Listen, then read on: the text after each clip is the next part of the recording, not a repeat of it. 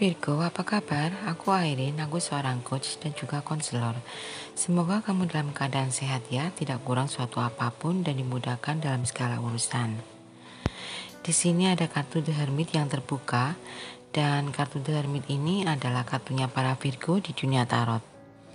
Perlu diingat ya, tarot hanyalah alat bantu saja dan setiap individu memiliki peran aktif dalam menciptakan nasibmu sendiri dan kamu tetap memiliki tanggung jawab dan kebebasan dalam mengambil tindakan dan membuat keputusan. Tarot hanyalah alat yang memberikan panduan saja.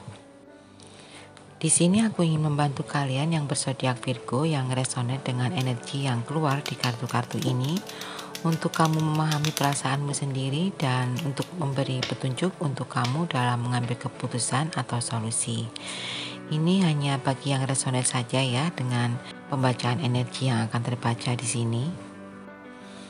Karena aku bicara dengan banyak Virgo, tentu saja ini tidak akan resonate dengan semua Virgo di luar sana. Karena energi setiap individu tidak akan sama. Ini bisa resonate, bisa tidak. Bisa hanya beberapa saja yang resonate. Energinya juga bisa terbolak-balik atau vice versa. Jadi bijak-bijaklah dalam menyikapi readingan ini dan rasakan apakah ini energimu atau bukan. Pastikan kamu sudah berdoa supaya readingan ini bisa bermanfaat dan membantu. Kali ini aku akan bacakan energi seseorang yang mempunyai koneksi batin denganmu. Ini bisa energi siapa saja ya yang tertarik kuat dengan energimu.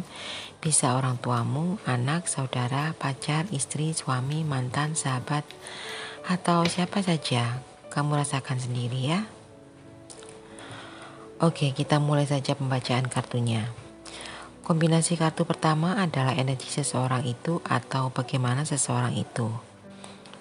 Ada Eight of Pentacles dan Two of Wands. Seseorang yang terkoneksi batinnya denganmu ini adalah individu yang tekun dan tidak takut untuk menghabiskan waktu dan energinya untuk mencapai kemajuan. Seseorang ini memiliki kualitas dedikasi yang tinggi terhadap tujuan dan pekerjaannya. Seseorang ini bekerja keras dan gigih. Kombinasi kedua kartu ini sering dikaitkan dengan pembelajaran dan peningkatan diri. Aku ngerasa seseorang ini adalah orang yang fokus pada peningkatan dirinya. Seseorang ini memiliki hasrat untuk terus belajar dan berkembang. Aku ngerasa seseorang ini mungkin mencari kesempatan untuk mengasah keterampilannya atau mengembangkan minat barunya. Seseorang ini cenderung menjadi orang yang tekun dan terus berkembang dalam bidang yang dia pilih. Seseorang ini memiliki ambisi, visi, dan keinginan untuk mencapai tujuan jangka panjang. Seseorang yang muncul dengan kombinasi ini memiliki impian besar dan rencana yang jelas untuk masa depannya. Seseorang ini cenderung memiliki wawasan yang luas dan kemampuan untuk melihat peluang yang menguntungkan. Aku ngerasa seseorang ini siap mengambil resiko dalam mencapai tujuannya. Seseorang ini memiliki sikap yang berani dan siap untuk melangkah keluar dari zona nyamannya demi mencapai keberhasilan. Seseorang ini cenderung tidak takut untuk menjajaki hal-hal baru dan menghadapi tantangan dengan keyakinan. Kita lihat di kombinasi kartu kedua yang akan menunjukkan energi seseorang ini saat ini. Ada Six of Pentacles dan Eight of Swords. Di kartu Six of Pentacles menunjukkan sikap pemberian dan keseimbangan. Ini mengindikasikan bahwa seseorang ini mungkin memiliki kecenderungan untuk membantu orang lain atau memberikan dukungan kepada mereka yang membutuhkan. Seseorang ini mungkin memiliki sifat murah hati dan cenderung membagi apa yang dia punya dan dia bisa dengan adil. Sedangkan kartu Eight of Swords mencerminkan perasaan terikat dan terbatasi. Ini bisa menunjukkan bahwa seseorang ini mungkin merasa terjebak dalam situasi yang membatasi kebebasan dan kemampuannya untuk bertindak. Seseorang ini merasa terkungkung oleh batasan-batasan atau belenggu yang mungkin bersifat fisik, mental, atau emosional. Di kombinasi dua kartu ini menunjukkan bahwa seseorang ini sedang dalam posisi menerima bantuan atau dukungan dari orang lain. Seseorang ini mungkin mengalami tantangan atau kesulitan yang membuat dia merasa terjebak dan dia perlu bergantung pada bantuan orang lain untuk keluar dari situasinya itu. Aku ngerasa seseorang ini sedang dalam proses pemulihan atau penyembuhan.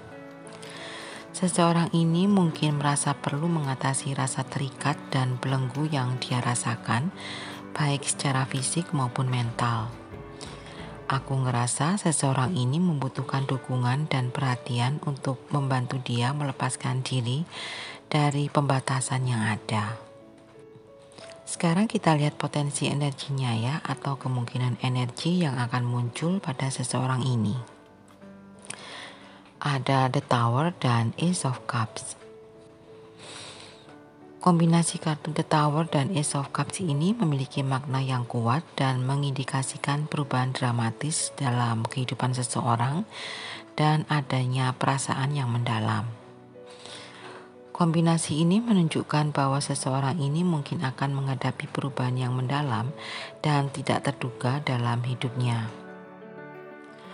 Kombinasi ini mengindikasikan bahwa melalui perubahan yang dramatis, seseorang ini akan menemukan kebahagiaan, kedamaian, dan cinta yang lebih dalam hidupnya. Di kombinasi kartu ini juga menunjukkan bahwa perubahan mendadak dan pengalaman emosional yang mendalam akan menjadi katalisator untuk transformasi secara pribadi yang positif. Aku ngerasa akan ada kesempatan untuk seseorang ini untuk memperoleh wawasan baru tentang dirinya sendiri dengan mengubah sikap atau pola pikir yang tidak sehat dan berkembang menjadi versi yang lebih baik dan lebih kuat. Seseorang ini mungkin akan mengalami perjalanan pemulihan dan penyembuhan yang mungkin tidak mudah. Akan tetapi seseorang ini akan dapat membangun kehidupannya dengan lebih memuaskan dan lebih otentik. Oke, yang terakhir kita buka bottom of the deck-nya ya. Ini adalah energi di alam bawah sadarmu. Ada The Death. Kartu The Death ini kartunya para Scorpio. Bisa jadi yang ada di dalam pikiran bawah sadarmu adalah seseorang yang berzodiak Scorpio, atau bisa vice versa. Kartu The Death ini melambangkan perubahan, transformasi, dan akhir dari suatu periode. Dalam pikiran bawah sadarmu ada keinginan atau kebutuhanmu untuk mengubah diri secara mendalam. Dalam pikiran bawah sadarmu, kamu ingin mengakhiri pola pikir atau perilaku yang tidak baik. Kamu mungkin merasa perlu untuk melepaskan bagian dari dirimu yang sudah tidak relevan, atau kamu perlu untuk mengubah aspek-aspek fundamental dari hidupmu yang tidak lagi berfungsi. Dalam pikiran bawah sadarmu, kamu menginginkan perubahan besar dalam kehidupanmu. Dalam pikiran bawah sadarmu juga ada kecemasan atau ketidakpastian tentang masa depan. Dan pikiran bawah sadarmu juga menyampaikan keinginan untuk membebaskan diri dari segala beban yang berat. Kartu The Death ini juga dapat menunjukkan keinginan untuk memulai kembali, membersihkan pikiran dan hati, dan mengalami pertumbuhan yang lebih baik setelah melewati masa sulit.